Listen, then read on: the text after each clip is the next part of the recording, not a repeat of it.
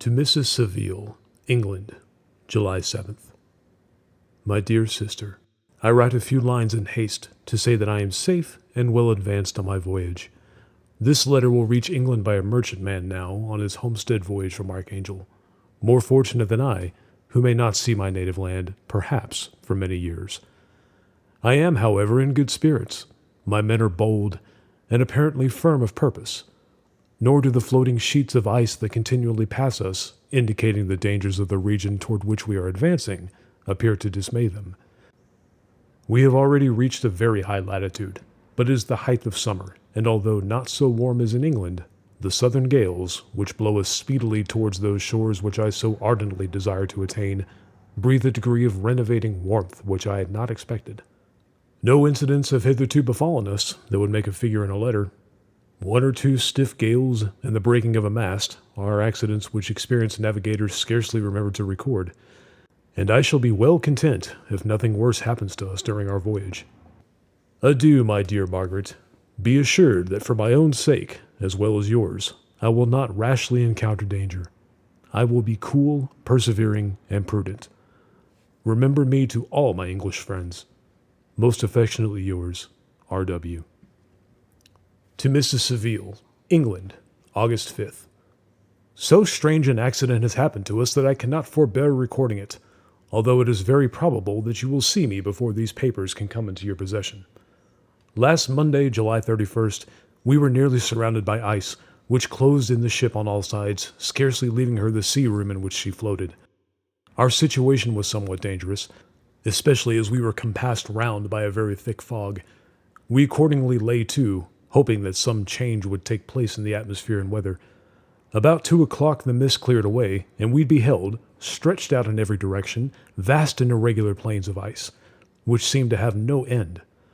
Some of my comrades groaned, and my own mind began to grow watchful with anxious thoughts, when a strange sight suddenly attracted our attention, and diverted our solicitude for our own situation. We perceived a low carriage, fixed on a sledge and drawn by dogs, pass on towards the north at the distance of half a mile. A being which had the shape of a man, but apparently of gigantic stature, sat in the sledge and guided the dogs. We watched the rapid progress of the traveler with our telescopes until he was lost among the distant inequalities of the ice. This appearance excited our unqualified wonder. We were, as we believed, many hundreds of miles from any land, but this apparition seemed to denote that it was not in reality so distant as we had supposed. Shut in, however, by ice, it was impossible to follow his track, which we had observed with the greatest attention. About 2 hours after this occurrence, we heard the ground sea, and before night the ice broke and freed our ship. We, however, lay to until the morning, fearing to encounter in the dark those large loose masses which float about after breaking up in the ice. I profited of this time to rest a few hours. In the morning, however, as soon as it was light, I went upon deck, and found all the sailors busy on one side of the vessel, apparently talking to someone in the sea. It was, in fact, a sledge, like that we had seen before, which had drifted towards us in the night on a large fragment of ice. Only one dog remained alive, but there was a human being within it, whom the sailors were persuading to enter the vessel. He was not, as the other travelers seemed to be, a savage inhabitant of some undiscovered island, but an European. When I appeared on deck, the master said, "Here is our captain, and he will not allow you to perish on the open sea." On perceiving me, the stranger addressed me in English, although with a foreign accent. "Before I come aboard your vessel," said he, "will you have the kindness to inform me of whither you are bound?" You may conceive my astonishment on hearing such a question addressed to me from a man on the brink of destruction, and to whom I should have supposed that my vessel would have been a resource which he would not have exchanged for the most precious wealth on earth can afford. I replied, however, that we were on a voyage of discovery towards the northern pole. Upon hearing this, he appeared satisfied, and consented to come on board.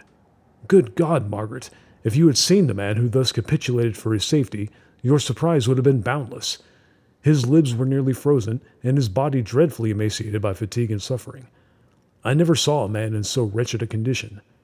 We attempted to carry him into the cabin, but as soon as he had quitted the fresh air, he fainted. We accordingly brought him back to the deck, and restored him to animation by rubbing him with brandy and forcing him to swallow a small quantity. As soon as he showed signs of life, we wrapped him up in blankets and placed him near the chimney of the kitchen stove. By slow degrees he recovered and ate a little soup, which restored him wonderfully. 2 days passed in this manner before he was able to speak, and I often feared that his sufferings had deprived him of understanding.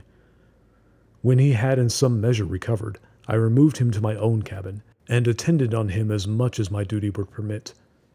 I never saw a more interesting creature. His eyes have generally an expression of wildness, and even madness, but there are moments when, if anyone performs an act of kindness towards him, or does him any of the most trifling service, his whole countenance is lighted up, as it were, with a beam of benevolence and sweetness that I never saw equaled. But he is generally melancholy and despairing, and sometimes he gnashes his teeth as if impatient of the weight of the woes that oppresses him. When my guest was a little recovered, I had great trouble to keep off the men, who wished to ask him 1,000 questions.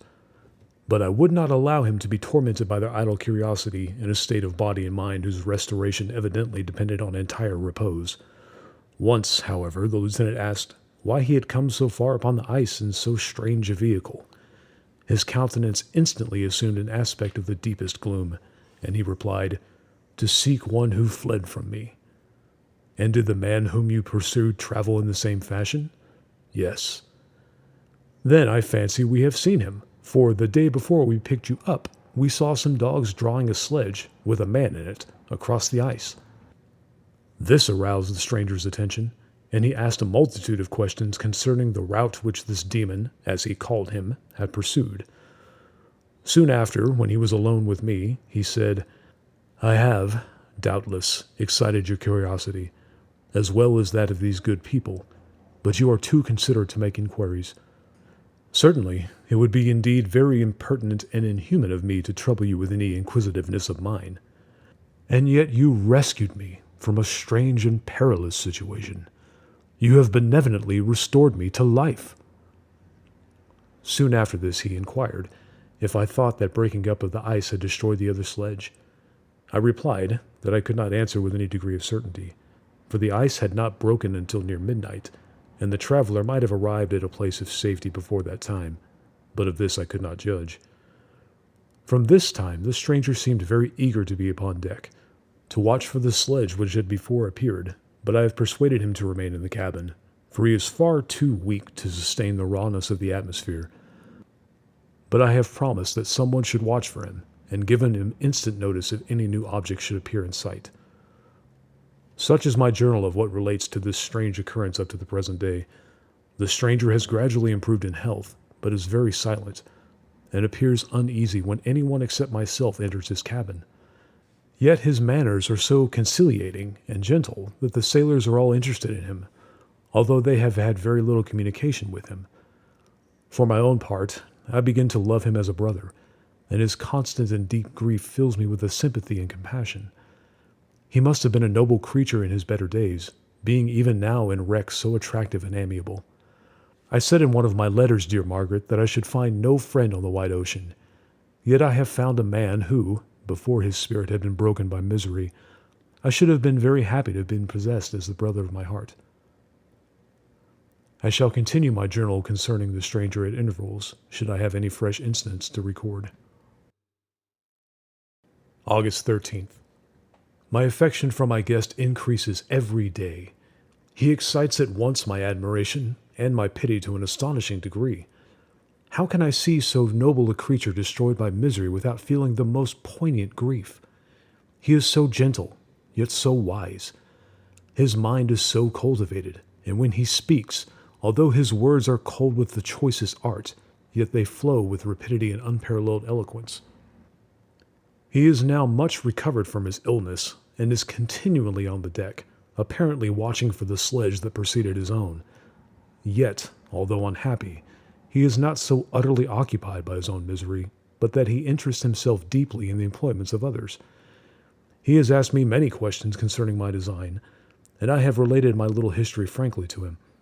He appeared pleased with the confidence, and suggested several alterations in my plan, which I shall find exceedingly useful. There is no pedantry in his manner, but all he does appears to spring solely from the interest he instinctively takes in the welfare of those who surround him. He is often overcome by gloom, and then he sits by himself and tries to overcome all that is sullen or unsocial in his humor. These paroxysms pass from him like a cloud from before the sun, though his dejection never leaves him. I have endeavored to win his confidence, and I trust that I have succeeded.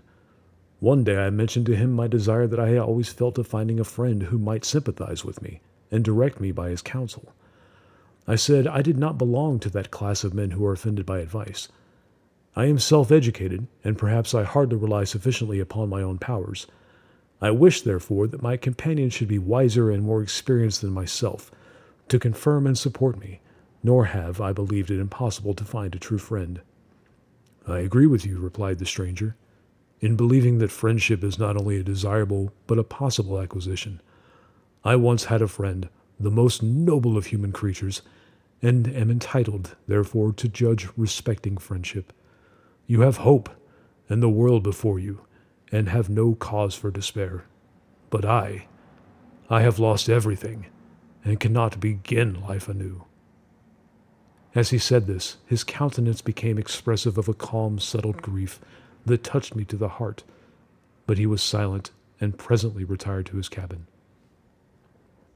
Even broken in spirit as he is, no one can feel more deeply than he does the beauties of nature, the starry sky, the sea, and every sight afforded by those wonderful regions seems to still have the power of elevating his soul from earth. Such a man has a double existence. He may suffer misery and be overwhelmed by disappointments, yet when he has retired into himself, he will be like a celestial spirit that has a halo around him, within whose circle no grief or folly ventures. Will you laugh at the enthusiasm I express concerning this divine wanderer? If you do, you must have certainly lost that simplicity which was once your characteristic charm. Yet, if you will, smile at the warmth of my expressions, while I find every day new causes for repeating them. August 19th. Yesterday the stranger said to me, "You may easily perceive, Captain Walden, that I have suffered great and unparalleled misfortunes. I had determined, once, that the memory of these evils should die with me, but you have won me to alter my determination. You seek for knowledge and wisdom as I once did, and I ardently hope that the gratification of your wishes may not be a serpent to sting you, as mine has been. I do not know that the relation of my misfortunes will be useful to you, yet, if you are so inclined, listen to my tale. I believe that the strange incidences connected with it will afford a view of nature which may enlarge your faculties and understanding. You will hear of powers and occurrences such as you've been accustomed to believe impossible.